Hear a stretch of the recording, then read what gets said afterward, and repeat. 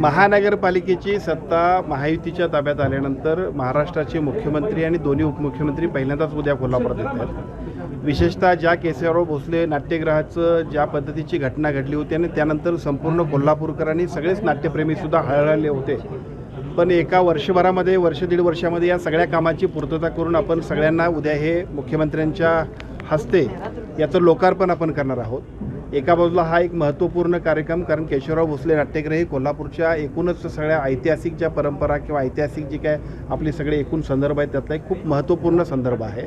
तो परत लोकार्पण होतोय आणि त्याच्याबरोबरीनं इथं एका बाजूला CPR हॉस्पिटल की जे नामदार मुश्रीफ साहेबांच्या माध्यमातून अतिशय चांगल्या पद्धतीनं या ठिकाणी जे काम झाले त्याचंसुद्धा लोकार्पण होतं आहे। हॉकी स्टेडियम असेल, पार्किंगचा एकूण सगळ्या नवीन सगळ्या सुविधा असतील, एकापेक्षा एक अशा शहरासाठी आवश्यक असणाऱ्या, जिल्ह्यासाठी आवश्यक असणाऱ्या आणि कोल्हापूरच्या सांस्कृतिक परंपरेला अधिक गतिमान करणाऱ्या अशा सगळ्या सुविधांचा लोकार्पण राज्याचे मुख्यमंत्र्यांच्या उपस्थितीमध्ये त्यांच्या हस्ते उद्या होत आहे। खरं तर 2 वर्ष प्रतीक्षा हे सगळं केशवराव भोसलेसाठी करावी लागली, मात्र 2 वर्षानं काय असे ना हे आता काम देखील बघितलेलं आहे तुम्ही, कशा पद्धतीनं तुम्हाला हे काम? नाही, निश्चितपणानं मी ज्या वेळेला ही घटना घडली होती त्यावेळेला नामदार त्यावेळचे राजे क्षीरसागर साहेब यांनी खूप आग्रह करून तत्कालीन मुख्यमंत्र्यांना बोलवलं होतं, आदरणीय एकनाथ शिंदे साहेबांना, आणि त्यावेळेला कदाचित आपणही प्रेस घेण्यासाठी सन्माननीय मुख्यमंत्री तत्कालीन त्यांच्या समोर उपस्थित होतात।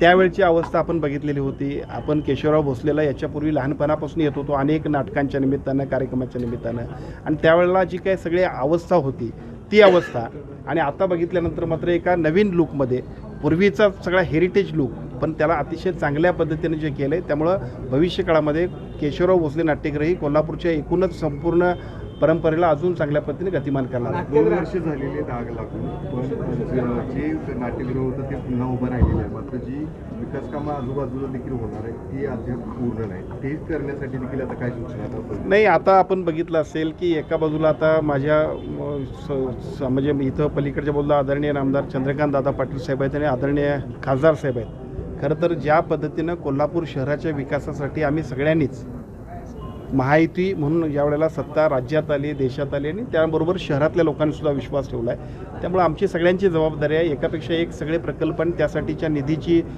मागणी, पूर्तता, निर्णय अतिशय वेगानं होत आहेत। परवासुद्धा बघितलं असेल आदरणीय अमितजी शहा साहेबांच्या शुभ हस्ते आणि मुख्यमंत्री आणि दोन्ही उपमुख्यमंत्र्यांच्या उपस्थितीमध्ये आपण खूप मोठा कार्यक्रम की ज्याच्यामध्ये आपल्या सर्वांचं दैवत असणाऱ्या अंबाबाईचं, महालक्ष्मी अंबाबाईचं जे काय एक नवीन कामाचा शुभारंभ केला, त्या सगळ्या गोष्टी आपण बघत असाल पुढे अजूनही त्या सगळ्या गोष्टी होत राहतात। केशवराव भोसले नाट्यगृहाचं पुनर्बांधणी तर झालं आहे, मात्र याच नाट्यगृहाचा एक भाग असलेल्या खासबाग मैदानाच्या बाबतीमध्ये अजूनही बरंच काम बाकी आहे असं दिसतंय आणि आंदोलन आज झालंय, आत्मक्लेश आंदोलन केली पहिलवानांनी।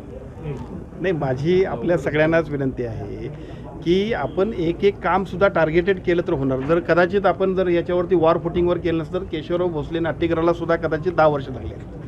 तसंच आपण खासबाग मैदान ही सुद्धा कोल्हापूरची राजर्षी शाहू महाराजांनी जे काही खासबाग मैदानाच्या निमित्तानं देशभरातलं कुस्तीचं मैदान कुठं भरत असेल तर कोल्हापुरात भरते, त्यामुळे ती आपली सर्वांची ओळख आहे, ती सुद्धा लवकरच करण्यासाठी आपण काम झाले ते दर्जेदार नाही, ते खांब साधे खांब लावले, म्हणजे हलके खांब लावले, जुने खांब चांगले होते। कुठलंही काम दर्जेदारच झालं पाहिजे यासाठीचा आमचा सगळ्यांचा आग्रह आहे। त्यामुळे अशा कुठल्या गोष्टी असतील तर त्या सगळ्या दुरुस्त करू, जे चुकीचे असतील त्यांच्यावरती कारवाई करू, परंतु प्रत्येक गोष्ट ही दर्जेदार, चांगली आणि लोकांच्या उपयोगाची झाली पाहिजे यासाठी आमचा आग्रह आहे।